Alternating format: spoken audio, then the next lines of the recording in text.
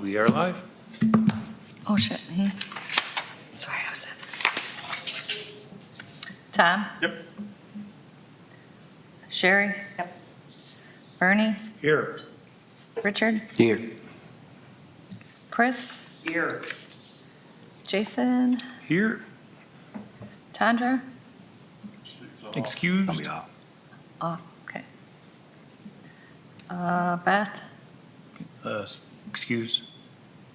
Larry? Linda? Here. Me? KK? Excused. That should be it. Annette, no longer here. Sean, no longer here.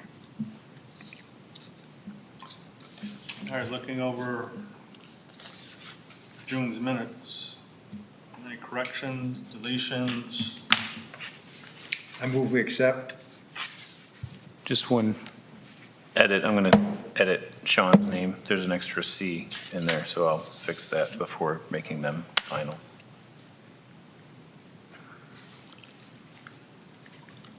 Motion by Bernie, do I have a second? Oh, second. All in favor? Aye. Motion passed. We have no guests. Jason, old business, Mills Creek? Yes, I provided the numbers at the table there of the revenue comparisons over the years. We are still under, we had a better June this year. July was, I believe July was down just a little bit, so we're still a little down from 2023, but I think we're on the right track. We had some weather in June and July, and then we've had some pretty banner weekends recently in August. The golf course parking lot and the employee lot is going to be getting paved. The city's doing that in-house next Monday, starting next Monday. So we're going to send something out to members to let them know that it's happening and they can park at Mills for the next however many days it takes to do that project. And then we're still working to get the cart path project done by the end of the year, and hoping we can utilize some of the millings that come off of some of the street projects in August, September to get that project complete. They are working on the roof and siding areas at the golf course. That was scheduled maintenance that we had at the beginning of the year as part of a larger project through the city. So those things are getting done, and that's about it. We're looking to hire 1 or 2 staff to get us through the rest of the season, preferably somebody who's 19 because we do have beer sales there. So people can apply through the city's website for a golf course attendant position. Course is in great shape, really. Irrigation system is still they're still working on that. We have the 4 satellites are getting replaced are on site. We just have to get Sentry out to install. We had some issues the electricians were taking care of. They got that figured out. So we will have the irrigation system.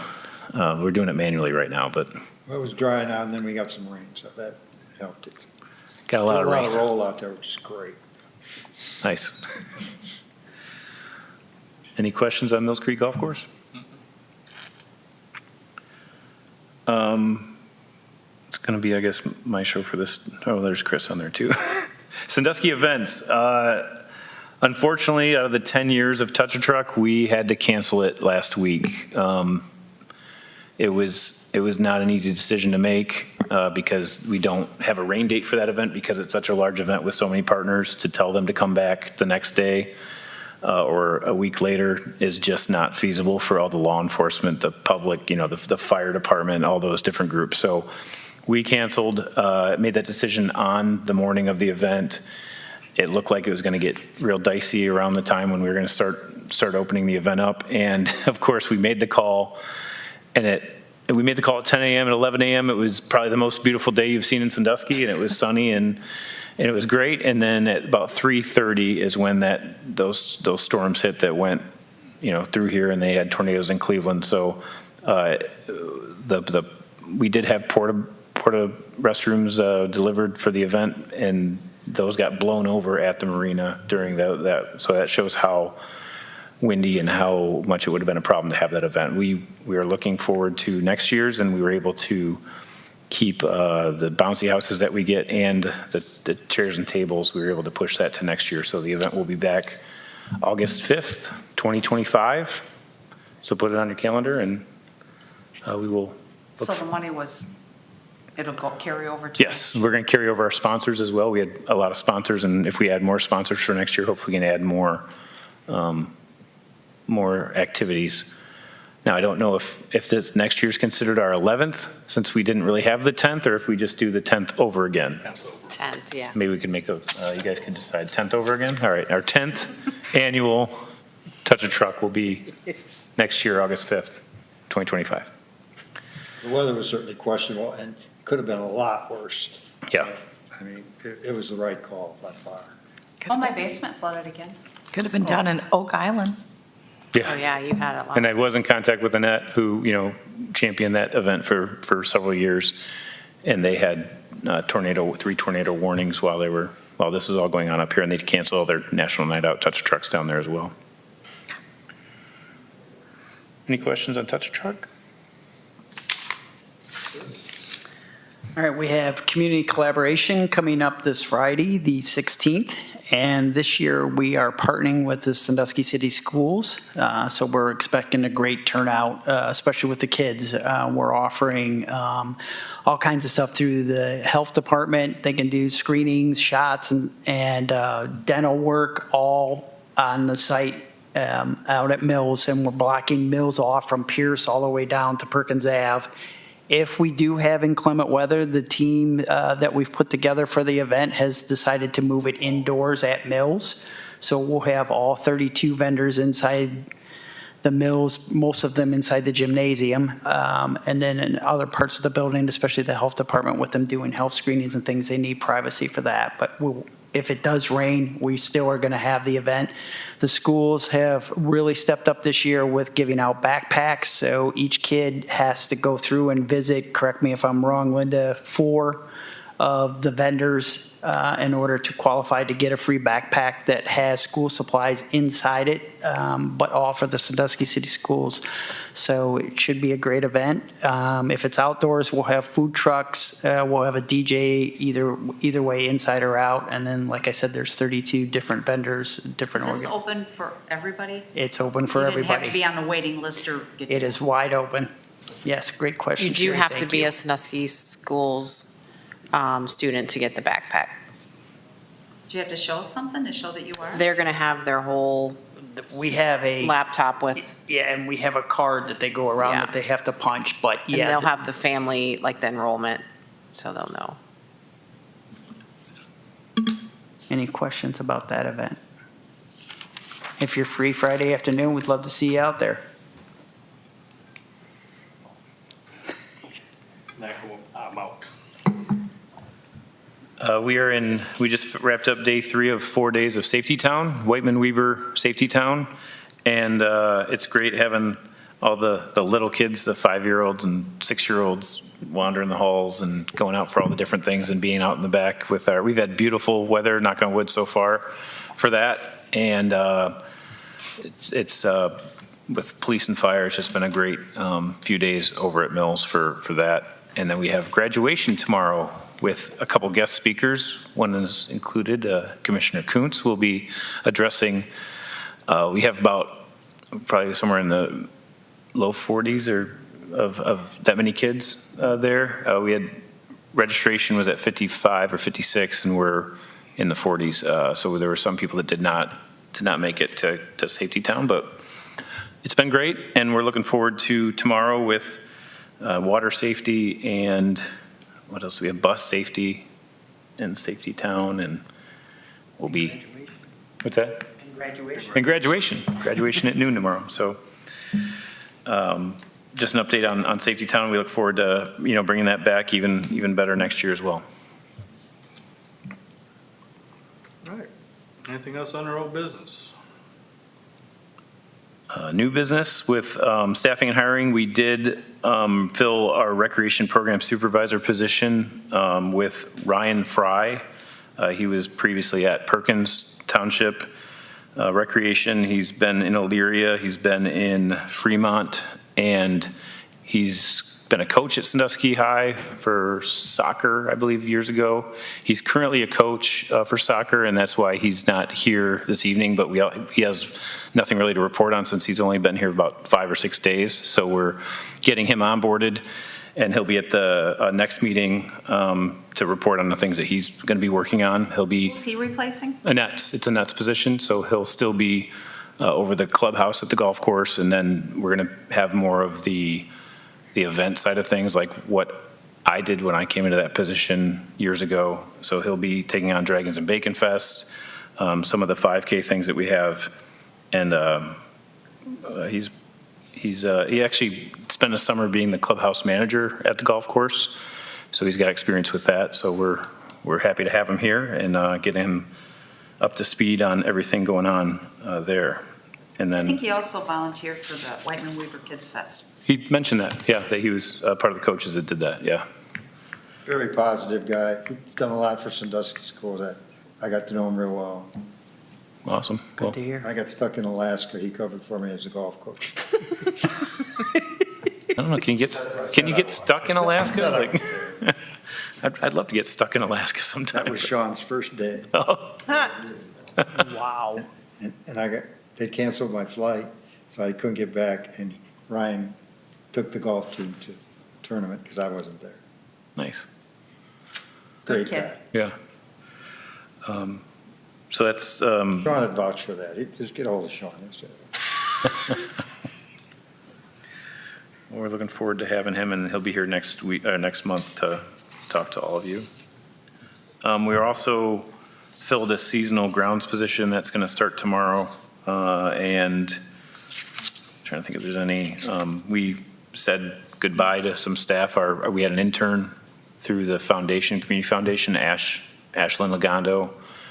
She finished up the day of Touch a Truck, so she's back to school, or she's going to be back to school soon. And then Easton Young was a seasonal with us, and he went back to school too. So we still have our part-time staff that's staffing Safety Town and Collaboration Day, and then when we get into fall programming. Any questions on staffing and hiring? Chris? We had an RFQ go out today on the 14th for a criteria architect for the Recreation Center, and then it will be advertised again on the 21st. And then once we get all the proposals in, we'll take a look at it internally, a team, and then pick our criteria architect to put design together for the next step, which will be design build for the rec center. Is this something that you have to accept whatever they say, or is it still in lingo about what they're going to do? So there's a very strict criteria for the architect of what we expect them to do and bring to us, and then they will help us write the criteria for building the actual rec center. So that's part of the new process as the city commission has decided to go with design build for the process versus the old process of having just one firm come in and do all of it. So that's why there's that second step, Sherry, for that. But yeah, it's very strict as far as what they need to do for us in order to have. Will we know what they're doing, or it's just not going to be discussed? So right now, after we bring the criteria architect in, they have all of the feedback that was given to them through the committee that was put together that met for, I forget how many weeks. Dr. Coons, maybe you could help with that, but I forget how many weeks they met, the 60 recreation days. committee. 60 days? Yeah, 60 days. So they'll have that plus what we had the first time when we were working with a different firm to help us put together and decide location for the recreation center. So we'll have all that information put together and for them to put what the building will actually look like and what it'll have. I guess my question is, will the public know what it's going to be before it's signed and sealed? It will be presented to commission.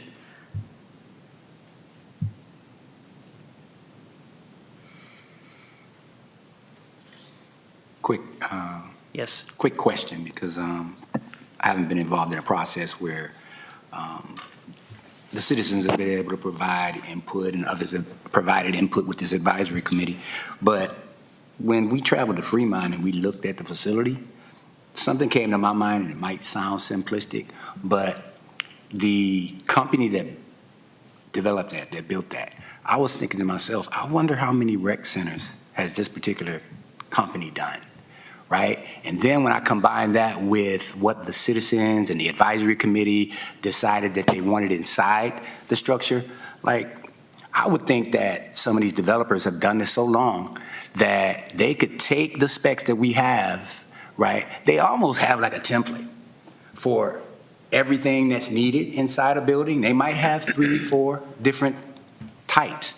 Because I'm always thinking about, right, like how much money do we have to give away in terms of being able to structure that and to design that, right? And I'm wondering, does anybody know about that process? Does anybody know whether or not that exists, those who are involved in building and projects like these kinds of developers, right? Does that exist? You mean like I don't want to say cookie cutter, but like a Almost. ready to go rec center template type thing? And I said that because I'm wondering, like, that facility in Fremont seems to me like it had pretty much everything that we wanted and more, but they had a design. And it's like, can't you scale it down? Because it's, I think, larger in terms of square footage than ours would be, right? They have a hockey ring over there, don't Yeah, they have hockey, they have all a that. swimming pool, which was, the folks basically left that off the table, right? Because we're partnering with the city schools, right? So does anybody know? Because that's really important to me. Like if they have a model and everything that was inside that recreation center was what we said, yeah, we'd like that too, right? But it's larger. Why can't we save cost and say, can you give us a model like that? Whether it's, I'm not saying it has to be them, but others who have built recreation centers, scaled down versions that have everything that we want inside. I believe, and I don't want to speak over what Chris was saying, but I believe that that's, if they're coming to the city with their proposals, that Qualifications is what, you might have one that's done, have a firm that's done 30 rec centers and they've Yes. had success. So I don't know if. Oh, that's correct, Jason. So one of the qualifications for the RFQ is that they have built a facility like this in the past Okay. and have worked on them. So, yeah, and I will tell you, the first time when we went through the process, Dr. Kuntz, that there were several of them that have done different recreation-type facilities throughout the state of Ohio and some even outside of the state of Ohio Okay. that put in proposals. Yeah. I was just curious as how that related to cutting cost, right? It would seem to me that if they've done the work, then the design wouldn't be, right? It wouldn't be this process that was all they needed to put all this time in. So, just curious, but. No, that's a great question. Are they giving us any type of water for the community? There will be a water feature on the site, yes. And we don't know what that is, though. We've gotten feedback, it's probably going to be a splash pad of some sort, but, I mean, bigger than one that we have at, out at Churchwell, or probably bigger than the one at Huron Park as well. Well, I would hope so. Yeah. Because, 2-year-olds and 17-year-olds clash. Two different things, yes. The teens don't have much in this area. And we heard that, Sherry, and I appreciate you sharing that. We heard that when we went out, and especially when we visit some of the local recreation facilities, much like Fremont, Bellevue, the number of Sandusky residents that are going over there to use their facilities, mostly for basketball, I will say that, but to use their facilities for recreation, including a fitness center. There's quite a few that go, and Norwalk was the other one. We have probably 60 residents that participate in different leagues, depending on the time of year, in Norwalk recreation programs. My son was one of them. So did they find a way to satisfy that age group? What did they do? The teenagers? These places that you're talking about as far as water for the summer. Yeah, I will tell you that depending on the amenities, that age group in particular for any kind of programming, but water in particular, that's a tough age group to satisfy. So, you got to come up with creative programming, and that's going to fall on our staff. We're going to have staff that really are creative with that particular age group and listen to what they would like to see and do throughout the facility and the different amenities that we have there.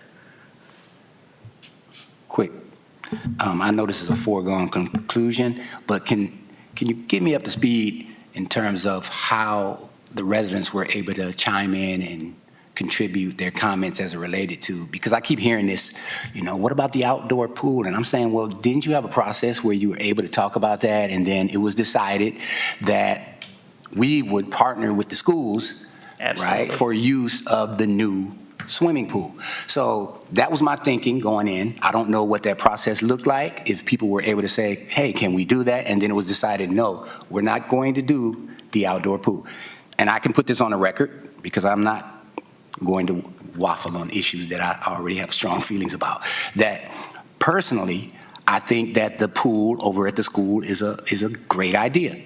Any of the facilities that we have that we are able to use for the residents because taxpayers' dollars pay for them, then we should use them.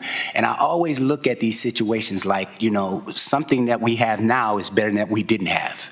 And then we need to make sure that we use what we have. We need to make sure that we do develop a schedule for the citizens to be able to use the pool and for kids to be able to learn how to swim, right? Let's see what that looks like. Because when we went over to the Fremont Recreation Center to see how they operated, and it was a nice day outside, I guarantee you that there were no more than probably about 15 people in that swimming pool. So, you get folks talking about, well, what about the outdoor pool? And, the other issue is that how long would that be open for people to be able to use, right? So I think it's good for us to put on the record, like, listen, you got something that you want to say as it relates to why this would be better, let's have conversation, right? So I'm good with the pool being over there at the high school. And first of all, being able to set up a schedule for our children to learn how to swim and other community people to have time for them to use it. Mm-hmm. As I said, it's better than what we have. We need to learn to use what we got. I think it's just going to come down to how often the community is allowed to use it versus, we do have a swim, Yeah, big But- time right, swimming. yeah. And if I may just piggyback on your point, Sherry, so part of the process when they went through, and especially when the foundation was looking at raising money for that particular project, the Aquatic Center over at the pool, was public time and public access to the facility. So I will tell you that working with the schools, and then they have a partner now, the Erie County Health Department's going to be a part of this as well. We're really taking a look at scheduling and getting and doing exactly what we said, and that is allowing public access to that facility. Right. And I agree with what you said, Dr. Kuntz, that, it's going to take a special person over there, aquatic manager or whatever they're titling it, but to really take a look at that and really program that amenity that they have over there, that we have over there, not just the school system, because like you said, it's open to the public. Right. Our residents should be using it. Yeah. So you should have a silver sneakers class over there that's in the water, and you should have swim lessons that are going on over there. Right. And I believe that we're headed in the right direction with those that are at the table. Right, I do too. And I believe that, we have some time to be ahead of the curve as it relates to, since it's a partnership, then it seems to me like we'd be able to determine, well, what kind of staffing will we have for that pool? And if it's a partnership, then some of that can come from the city and some of that can come from the schools, right? It's a partnership. Yeah. So that's the other part. The other side that I don't hear anybody talking about is this idea that's less than 2 blocks away, right, from where this outdoor pool would be. Well, walk 2 blocks and go to the pool at the school. That's just where I am. I need to put it on the record. And check out the splash pad outside the rec center on your way. What'd you say? I'm sorry. Check out the splash pad outside the rec center on your way to going to the pool. Thank you. Yeah. Just is Said what that it most is. of the students 3 through high school are already there at that location for the pool.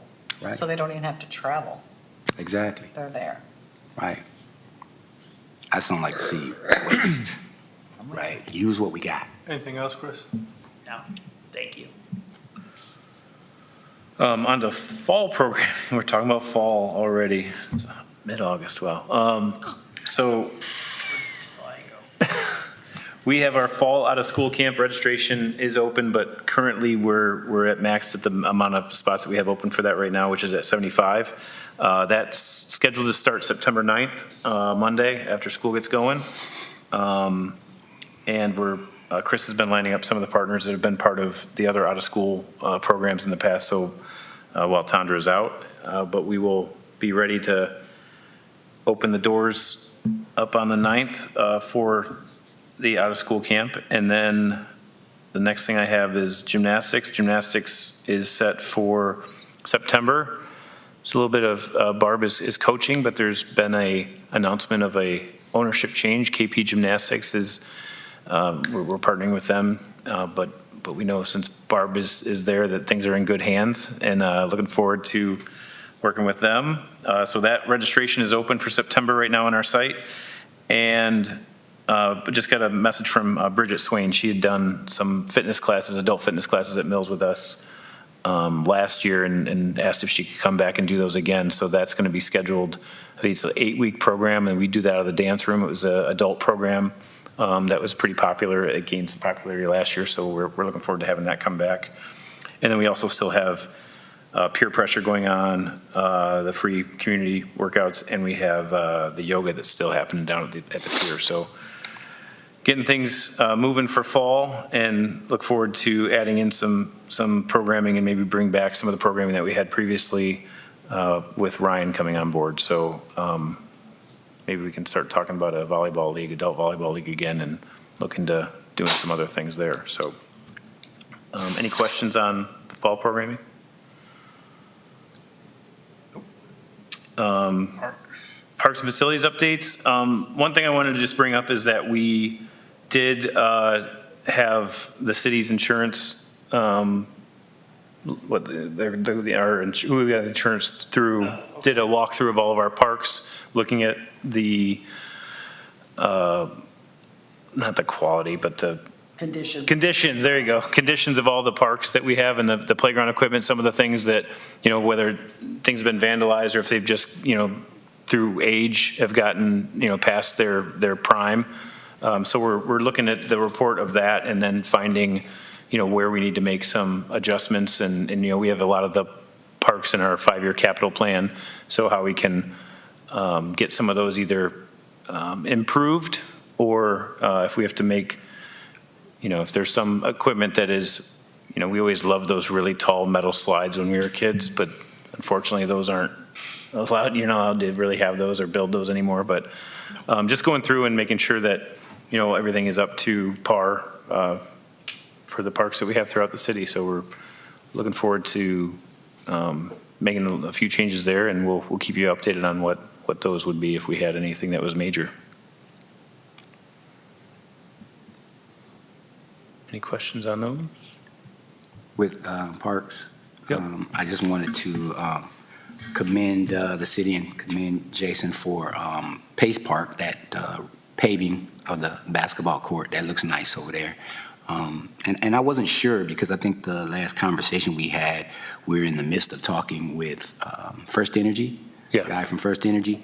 And I know that before that paving was done, Commissioner Waddington and Commissioner Pajali and myself and some volunteers were over there cleaning up. And I was really worried about trying to clear the wooded area a little bit more, so the residents, they wanted to be able to see through there, right? I've since talked to President of the Commission, Dick Brady, and he said, well, it's kind of a double-edged sword, because you don't want to cut that to the point where then they have this access to the railroads. And I'm like, no, we don't need to cut what's right before the railroad. Yeah. It's just a pathway so you can see what's going on in those bushes.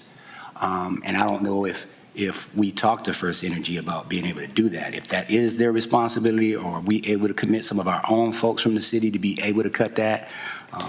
Because I've got folks that are saying, hey, I'll bring out my clippers and my to do whatever. Yeah. So I just wanted to know before we start going down that path. Yeah, and that's some of the concerns with. I know they were there and they cut down some of the larger brush that was the dead trees that were back in there, and that's still like kind of stacked back in there. We want to pull that out and make that and get that out of there. But I think the worry is, or the options are do we, as a city, know that our property line ends at a certain point, and is there anything that maybe we should keep people from going back in there? Because it's not just the railroad tracks, it's the backyards of people's properties that butt up against First Energy's property as you go back in there. So is it an option? But then if you put a fence up, then you're not going to be able to see back in there. And if people are climbing the fence to go back in there, then is that another issue that you're raising there? So, yeah, I don't know. If you're having them cut, like I think others have said, if you're having them cut back more, so now you can see back there, but you feel like you're more welcome to go back in there, people will just go further back in. Right, And then right. Yeah, that's a good point. So the point becomes whether or not it's more feasible and safe to actually have a fence that's high enough that deters children from wanting to climb the fence. Right. Right?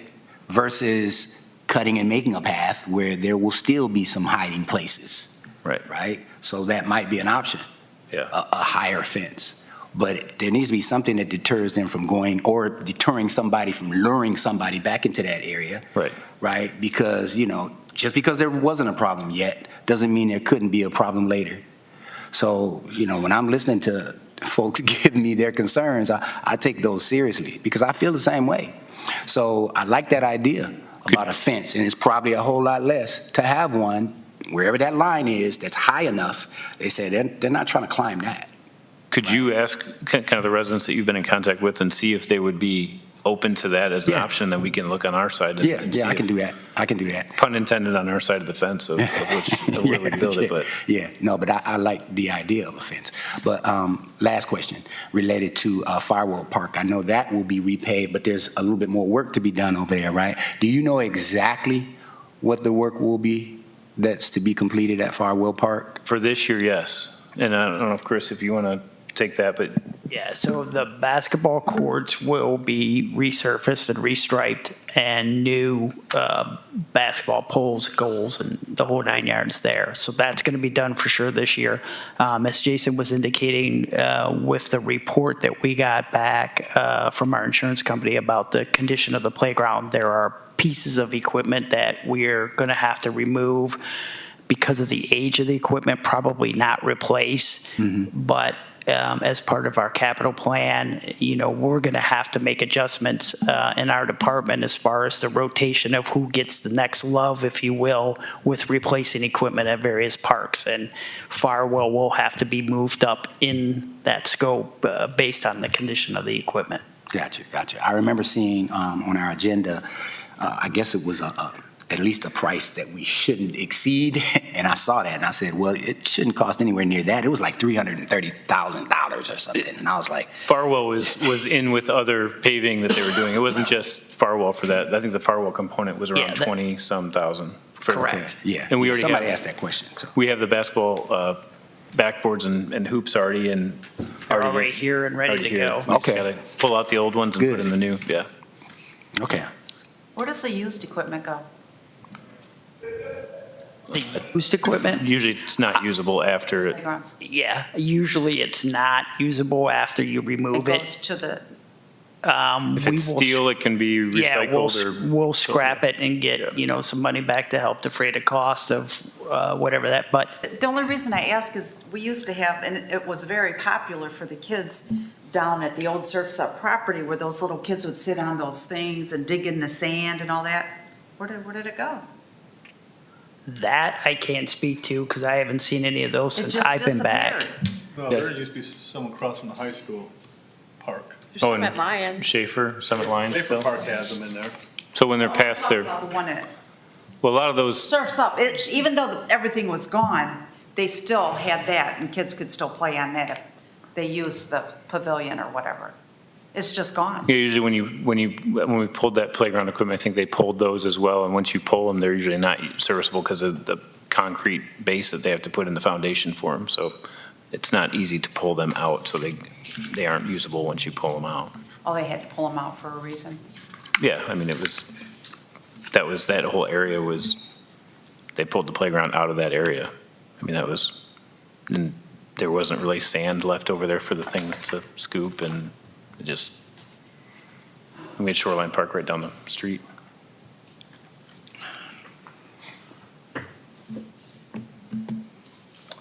That's all I have. Anything else? Are we at open now? Open discussion? Yep.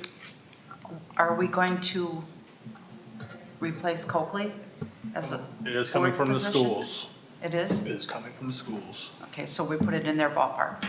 Talked to Mr. Rambler yesterday about it. So it's up to him who he appoints. He told me he'd be at the next meeting. Good.